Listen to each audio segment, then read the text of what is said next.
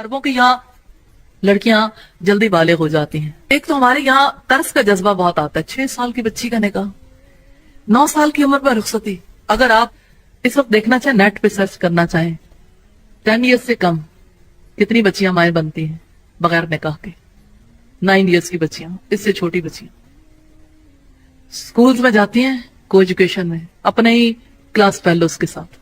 मैं इस बात को ज्यादा तूल नहीं देना चाहती, लेकिन कहने का मतलब यह है कि अगर ऐसा कोई हादसा हो जाए दुनिया में और मुतवातिर हो रहे हो, किसी को तरस नहीं आता उस बच्ची पे जिस बच्ची का कोई मुस्तकबिल नहीं, और इतनी नन्ही सी बच्ची जिसने अपनी औलाद को भी पालना है, जिसका बाप उसकी जिम्मेदारी लेने के लिए तैयारी नहीं, और वो अपनी पूरी जिंदगी के लिए एंगेज्ड हो गई। या वो फिर बच्चे को फेंक देगी, उसकी केयर ही नहीं करेगी।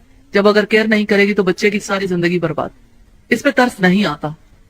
उम्मुल मोमिनीन आयशा सिद्दीका कहती हैं कि मुझसे रसूलुल्लाह ने निकाह किया और मैं 6 बरस की थी, और जब मेरी रुखसती हुई तो मैं 9 बरस की थी। और कहती हैं कि फिर हम मदीना में आए तो वहां मुझे 1 माह तक बुखार रहा और मेरे बाल कानों तक हो गए, नहीं झड़ते गए, जैसे टाइफाइड हो जाता है, बाजू कत लोगों के बाल झड़ जाते, छोटे छोटे बाल रह जाते हैं, यानी इस मर्ज में झड़ गए थे। तब उम्मे रुमान उम्मुल मोमिनीन आयशा सिद्दीका की वालिदा है, मेरे पास आई और मैं झूले पर थी और मेरे साथ मेरी सहेलियां भी थी।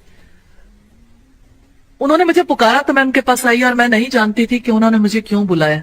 बस उन्होंने मेरा हाथ पकड़ा, मुझे दरवाजे पर खड़ा कर दिया और मैं हा हा कर रही थी जैसे किसी की सांस फूल जाती। यहां तक कि मेरी सांस फूलनी बंद हो गई और वो मुझे एक घर में ले गई और वहां अंसार की चंद औरतें थीं और वो कहने लगी कि अल्लाह ताला खैरो बरकत दे और तुम्हें खैर में से हिस्सा मिले। गर्ज मेरी माँ ने मुझे उनके सुपुर्द कर दिया और उन्होंने मेरा सर धोया, सिंगार किया और मुझे कुछ खौफ नहीं पहुंचा कि रसूलुल्लाह चाश्त के वक्त आए और मुझे उनके सुपुर्द कर दिया। और एज के हवाले से हमें और रिवायतें भी मिलती हैं जिसमें थोड़ा बहुत कमी बेशी है, लेकिन बहरहाल जो भी एज हो, पहली बात तो ये कि हजरत आयशा का जब निकाह हुआ तो कहती हैं कि मुझे टाइफाइड हुआ था, 1 माह तक बुखार रहा और मेरे बाल भी कानों की ऊपर तक ही चले गए थे।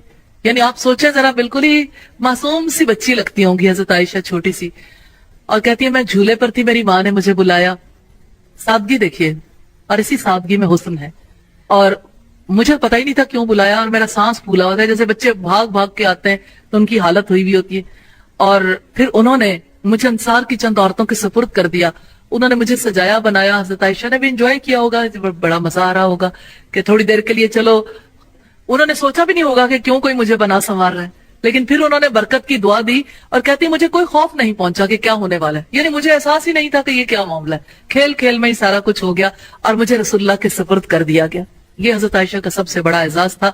हमारे लिए जो सीखने की बात है इसमें वो ये कि शादियां बहुत सादगी से होनी चाहिए। शादियों में जैसे हमने उन्हें मुश्किल बना लिया, इन मुश्किलात को दूर कर देना चाहिए और सादगी के साथ ही शादियां करनी चाहिए। अल्लाह ताला हम सबको तौफीक अता करे और हमें तौफीक दे कि हम अपने बच्चों से मिसालें कायम करें सादगी की।